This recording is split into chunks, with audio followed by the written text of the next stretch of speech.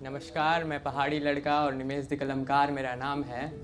मैं पहाड़ी लड़का और निमेश द कलमकार मेरा नाम है। कलम मेरी ताकत, शब्द मेरी पहचान है। जी हाँ जनाब, दिखता हूँ जैसे कोई पीर फकीर और निराकार में मानने वाला मैं हूँ कलयुग का कबीर। मैं कलयुग का कबीर।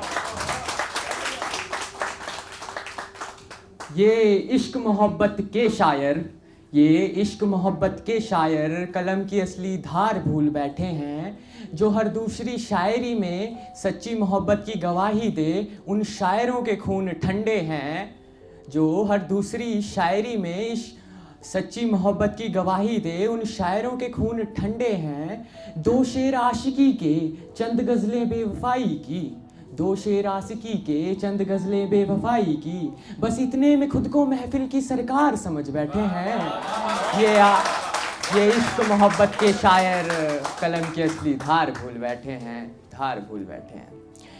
जब जब उठाता हूँ कलम तो सच लिखता हूँ, जब जब उठाता हूँ कलम तो सच लिखता हूँ। क्या हुआ और क्या होगा ऐसे ख्यालात नहीं, मैं तो यथार्थ लिखता हूँ।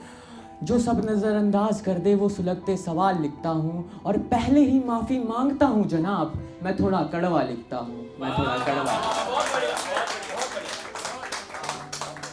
तो आज जो पोइट्री लेकर आया हूँ उसका शीर्षक है वर्दी से शहादत तक। शहादत, शहादत का मतलब क्या है? एक बार जाइए नेशनल वॉर मेमोरियल पर और पत्थरों पर लिखे उन लाखों नाम को पढ़िए और तब आपको समझ में आएगा कि जहाँ जहाँ शहादत का मतलब सिर्फ मरना लिखा गया है वो सारे शब्दकोश व्यर्थ हैं। हमारे इस भारत देश में शहादत के सिर्फ एक या दो नहीं, पूरे 135 करोड़ अर्थ हैं। तो स्टार्ट करता हूँ अपनी पोइट्री कि वो लड़का रोज सुबह 4 बजे उठता है। वो लड़का रोज सुबह 4 बजे उठता है, कड़ाके की ठंड और कोहरे में भी दौड़ने जाता है। न खाने पीने का न घूमने फिरने का ध्यान रखता है। फौज की भर्ती निकालनी है वो ऐसा कहता है। पापा के कांधे पर मेला घूमने वाला अपने कांधों पर बंदूक उठाना चाहता है।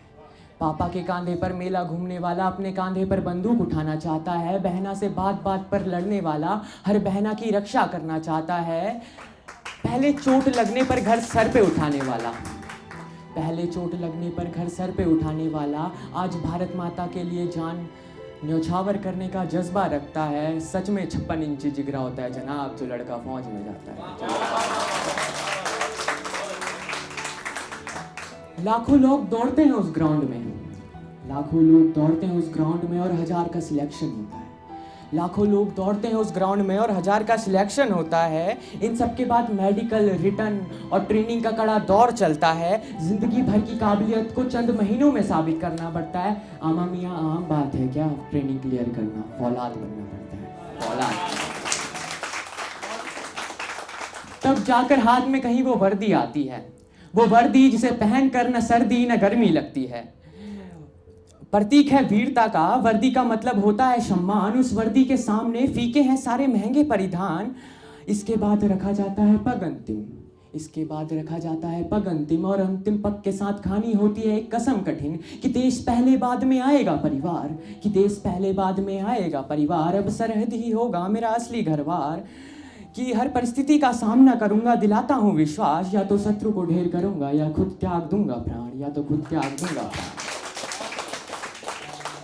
इस कठिन प्रण के साथ एक लड़का फौजी बनता है, इस कठिन प्रण के साथ एक लड़का फौजी बनता है। गर्व से छाती चौड़ी करके वो पहले अपने घर जाता है। बोलता है पापा आज मेरा सपना पूरा हो गया, कहा था ना मैंने, लो आज मैं फौजी बन गया, लो आज मैं फौजी बन गया।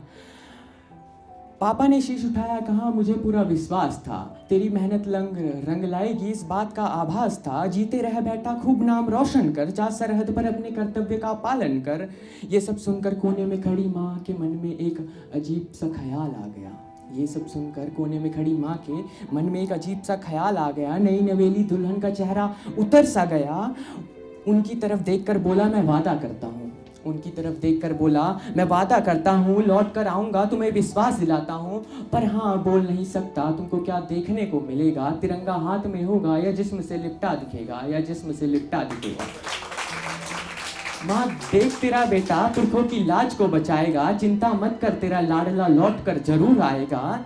इसके बाद वो बेटा सरहद को रवाना होता है। घर वालों का चेहरा देखे उसको जमाना हो गया। सुनने में आया एक बेटी हो गई, सुनने में आया है एक बेटी हो गई, लाडली बहना की भी शादी हो गई, घुटने पर चलते चलते बेटी पैरों पे आ गई, कई त्योहार बीत गए, करवा चौथ की रातें बीत गई।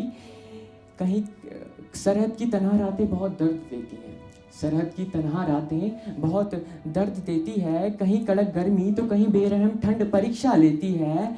आज की शाम फिजाएं कुछ ज़्यादा ही बेगानी है, आज की शाम फिजाएं कुछ ज़्यादा ही बेगानी है। फिर सरहद पार वालों ने सीज पार की सीमा लांगी है, अब दोनों ओर से दनादन गोलियां चल रही हैं, हरियाली के बीच बारूदी खुशबू कुछ अटपटी सी लग रही है।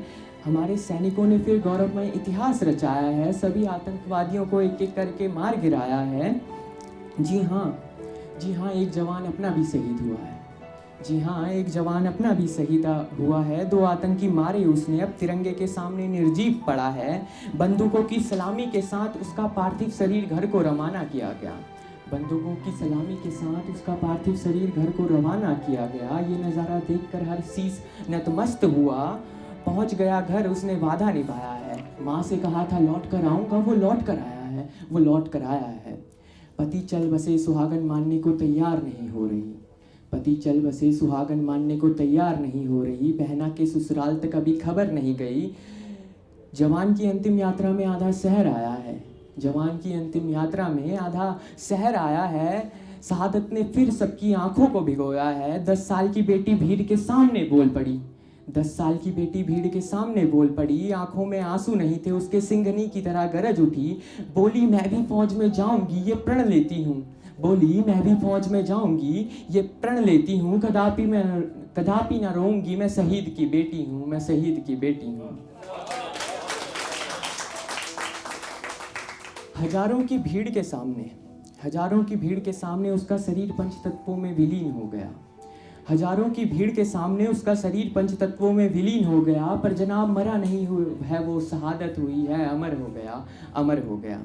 सच सच नमन कलमकार का उन शहीदों को, नमन जवान की माँ को, उसके घर वालों को, नमन मेरा देश की शान उस वर्दी को, नमन करता हूँ आज सरहद और तिरंगे को।